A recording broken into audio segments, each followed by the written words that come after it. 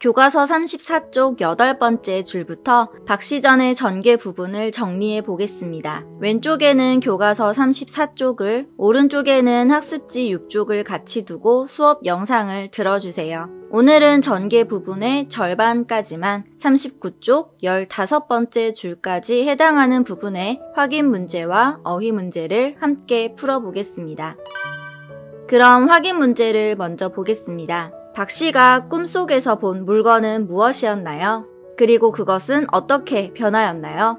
꿈속에서 본 물건은 바로 연적인데요. 연적의 뜻풀이는 34쪽 날개 부분에 있습니다. 옛날 사람들이 글을 쓰기 위해서 벼루에 물을 붓고 먹을 갈아서 먹물을 만들어야 했는데요. 이때 물을 담아두는 작은 그릇을 연적이라고 합니다. 그리고 그 배곡으로 만든 연적은 청룡, 즉 푸른 용으로 변하여 여의주를 얻어 구름을 타고 배곡경으로 올라갔다고 나와 있죠. 여기에 등장하는 배곡, 청룡, 여의주, 배곡경은 모두 아주 귀하고 신비로운 것을 상징해요. 특히 배곡경은 역시 34쪽 날개 부분 설명을 보시면 옥황상제가 사는 곳이라고 나와 있는데요. 하늘나라에서 제일 높은 사람이 옥황상제인데 그곳으로 향한다는 것은 최고의 자리에 오른다는 의미가 되겠지요. 또 여의주는 용이 가지고 있는 구슬인데요. 사람이 여의주를 얻으면 원하는 바를 이룰 수 있다고 해요. 일종의 지니의 램프랄까요? 꿈에 여의주가 나왔다는 것은 오랫동안 꿈꾸던 소원이 이루어진다는 뜻으로 해석할 수 있을 겁니다. 그럼 이런 꿈의 내용이 암시하고 있는 것은 무엇일까요? 좋은 일이 일어난다는 것일 텐데 마침 박 씨가 꿈을 꾼 그날이 바로 남편 이시백이 과거를 보러 가는 날이었으니 좋은 일이라는 건 바로 남편의 성공, 즉 장원급제가 될 거예요. 장원급제라는 것은 과거, 즉 관리가 되기 위한 국가 시험에서의 1등을 의미합니다. 꿈에서 깬 박 씨는 이게 심상치 않다는 것을 직감하고 꿈에 등장한 연못 주위를 가보는데요. 역시나 연적이 그곳에 있었던 것이죠. 이거다 싶었던 박 씨는 그 연적을 남편에게 주어야겠다고 생각하고 개화를 시켜 이시백을 오라고 하는데요. 이시백은 이런 사실은 꿈에도 모른 채 개화를 막 혼냅니다. 감히 장부의 과거기를 지체하게 만든다며 요망한 계집, 즉 행실이 나쁜 계집이라는 둥, 이런 당돌한 일이 어디 있냐는 둥 아주 있는 대로 화를 내는데 여기서 그치지 않고 개화에게 매를 30대나 때립니다. 와, 갑작스러운 폭력적 장면에 놀라셨나요? 아무리 옛날에 신분에 따른 차별이 있었다 하더라도 도대체 우리 개화가 무슨 잘못을 했단 말입니까? 나가는 길에 잠깐 들렀다 가는 게 그렇게 힘든 일이었나요? 뭘 대단하게 요구했다고 말이죠. 다짜고짜 맞고 온 개화를 보고 박 씨는 눈물만 흘리는데요. 여기서 교과서 날개에도 있는 질문, 눈물을 흘리는 박 씨의 심정을 추측해보자. 여러분은 어떻게 쓰셨나요? 일단 개화에게 미안하겠죠. 그러면 이시백에게는 어떤 감정이 들었을까요? 저는 솔직히 폭력부터 휘두르는 위험하고 멍청한 XX라고 생각함, 이렇게 적고 싶지만 진정하고 좀 고급스럽게 적어본다면 남편이 잘 되기만을 바라는 마음을 몰라줘서 속상하고 야속함, 이런 정도로 적을 수 있을 것 같습니다. 어쩔 수 없이 개화에게 연적을 주면서 대신 자신의 말을 전하게 하는데요. 이게 어떤 내용이냐, 박 씨가 진정으로 바라는 바는 무엇이냐 하면 이 연적을 사용하면 그토록 원하던 장원급제를 할 것이고 이후 출세하여 이름을 떨치게 되면 부모님께 영화를 보이고 가문을 빛내달라 하는 것인데요. 영화를 보인다는 것은 이름이 빛난다는 뜻이니 출세해서 부모님께 효도한다는 의미가 되겠고요. 이 내용을 요약해서 이렇게 적어봤어요. 그리고 출세해서 이름을 유명하게 하는 것을 4글자로 입신양명이라고 합니다. 같이 적어두세요. 게다가 내가 준 연적으로 장원급제를 하면 그 보답으로 더 이상 나를 피하지 말아달라, 같이 지낼 수 있게 해달라, 이렇게 요구할 법도 한데 심지어 박 씨는 아름다운 여자를 얻어 평생 살아라 라고 합니다. 박 씨의 캐릭터를 생각하면 이게 반어법일 리는 없고 진심인 것 같은데, 어찌되었든 자신의 재주로 상대방과 거래를 한다든가 이득이 되는 무언가를 요구하지 않는 것을 보면 박 씨는 정말 대단한 사람인 것 같아요. 삶에 대한 어떤 가치관을 가졌기에, 어떤 태도를 가졌기에 이런 대사가 가능한 걸까요? 이 부분을 보면 결국 박 씨는 남편에게 직접 연적을 주면서 그저 응원의 말을 해주고 싶었던 게 아닐까 해요. 이 시백은 늦어진다는 핑계를 댔지만 결국 직접 얼굴 보고 얘기하기 싫었던 것 같고요. 그런데 이 말을 개화를 통해 전해 들으니 약간 미안하기도 하고 그랬겠죠? 36쪽 7번째 줄, 마음속으로 깨닫는 바가 있어 라는 이 부분이요. 이 시백은 무엇을 깨달았을까요? 연적을 보고 어떤 생각을 했을까요? 솔직히 그동안 완전히 무시하고 지냈으니 만나면 잔소리하고 재수없는 말하고 그럴 줄 알았는데 완전 대인배처럼 자신을 도와주려고 했다는 말, 또 자기의 성공을 빌어주는 그 말을 듣고 미안하지 않으면 사람도 아니죠. 아무튼 이 장면을 볼 때마다 저는 또 기분이 좀 그래요. 지난 시간에는 못생겼다고 대면조차 하지 않았다고 하는 그 장면이 볼 때마다 어이없다고 했었잖아요. 이 부분도 마찬가지예요. 어쩌면 이렇게 사람 그릇이 작은지요. 이와 대비되는 박 씨의 넓고 큰 그릇이 참으로 멋져 보입니다.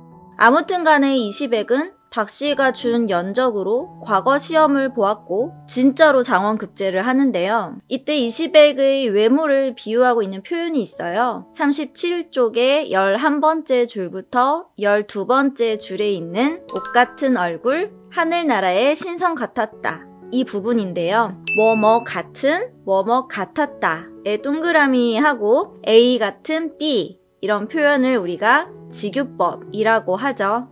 장원급제, 지금으로 치면 최고로 어렵고 높은 직급의 공무원 시험에서 전국 1등한 정도이니 앞으로 성공 가도가 펼쳐질 테고요. 그야말로 가문의 영광, 밤늦도록 이시백의 집에서는 잔치가 이어집니다. 이렇게 기쁜 날, 이시백의 아버지이자 박 씨의 시아버지인 이상공은 서운한 낯빛을 숨기지 못했다고 합니다. 그 이유는 무엇일까요? 바로 박 씨 스스로 손님들 보기가 부끄럽다 생각해 피화당에서 나오지 않았기 때문인데요. 이상공은 며느리인 박 씨와 이 즐거움을 함께 나누지 못하고 있음을 아쉬워하고 또 안타까워하고 있습니다. 그러자 이상공의 부인, 즉 박 씨의 시어머니는 그런 이상공의 모습을 의아해 하는데요. 뭐가 문제냐는 거죠. 38쪽 6번째 줄을 보면 추한 박 씨가 이 자리에 없어서 그러냐, 참으로 우습다, 이렇게 말하고 있는데요. 그러자 이상공은 화를 냅니다. 그 이유는 무엇일까요? 네, 부인은 며느리 박 씨의 외모만 보고 평가, 즉 무시했기 때문인데요. 그러면서 이상공이 며느리인 박 씨에 대해 얘기하는 부분이 이어집니다. 며느리의 훌륭함을 어떤 역사적 인물에 빗대어서 설명하고 있는데요. 그 인물들은 누구인가요? 38쪽 10번째 줄부터 보시면 신통한 재주는 제갈공명의 부인 황 씨를 누를 것이고 뛰어난 덕행은 주나라의 임사에 비할 수 있다 라고 되어 있지요. 여기서 제갈공명은 삼국지에 등장하는 뛰어난 지략가인데요. 부인 황 씨도 남편 못지않게 지혜가 뛰어났다고 전해집니다. 주나라의 임사는 주나라 문왕의 어머니인 태임과 무왕의 어머니인 태사를 함께 일컫는 말로 아주 인품이 훌륭했다고 합니다. 그러니 박 씨는 재주와 덕행이 모두 뛰어나다, 다시 말해 지성과 인성을 겸비한 인재다 라며 크게 칭찬하고 있는 거지요. 박 씨는 자의반 타의반 잔치에도 참여하지 못하고 적막한 초당, 피화당에서 개화와 함께 시간을 보내는데요. 이렇게 남편과 떨어져 혼자 지내고 있는 박 씨의 처지를 표현한 네 글자의 한자 성어는 독수공방입니다. 39쪽 6번째 줄에 있어요.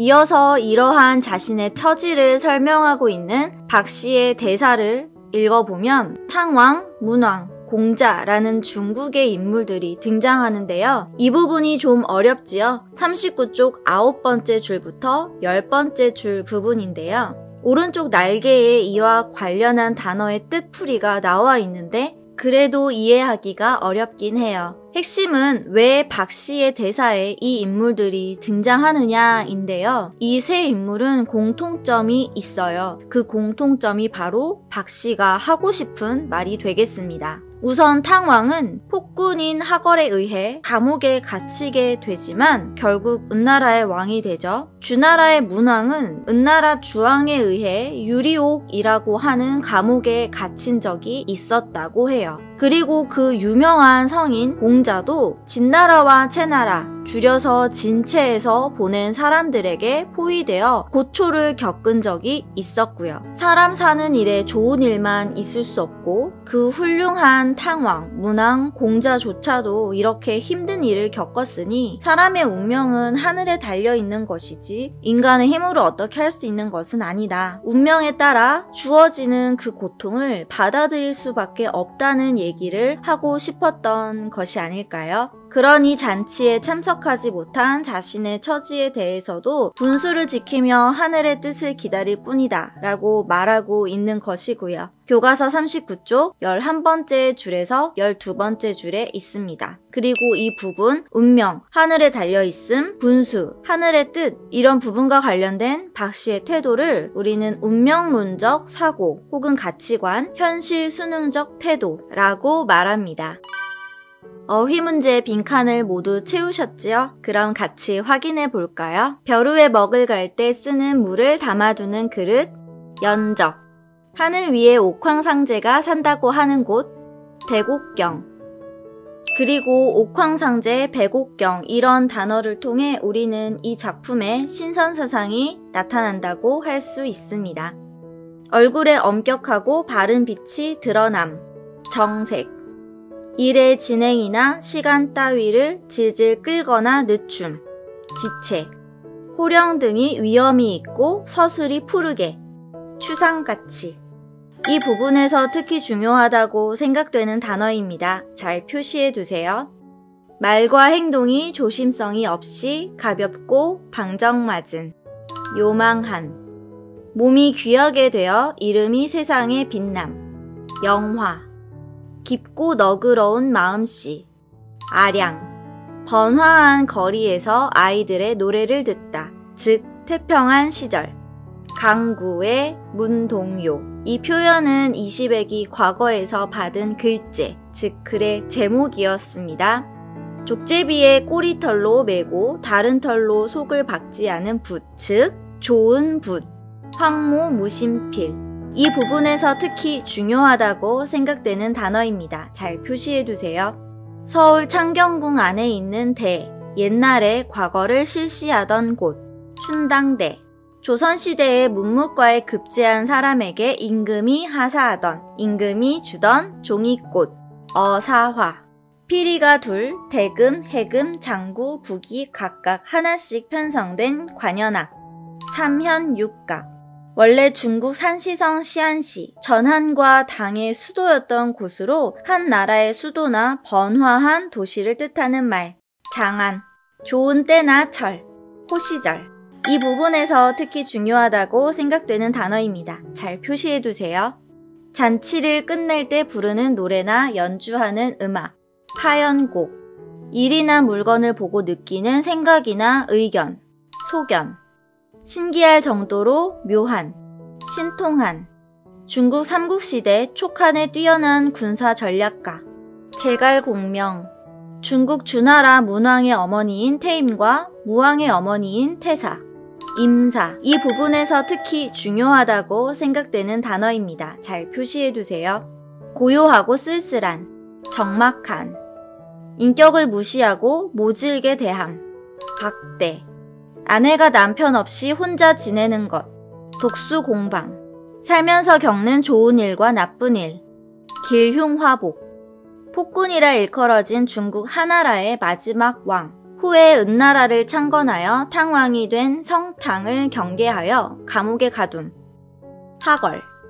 이 부분에서 특히 중요하다고 생각되는 단어입니다. 잘 표시해두세요. 중국 은나라 때의 감옥, 은나라의 주왕이 주나라의 문왕을 가두었던 곳. 유리옥.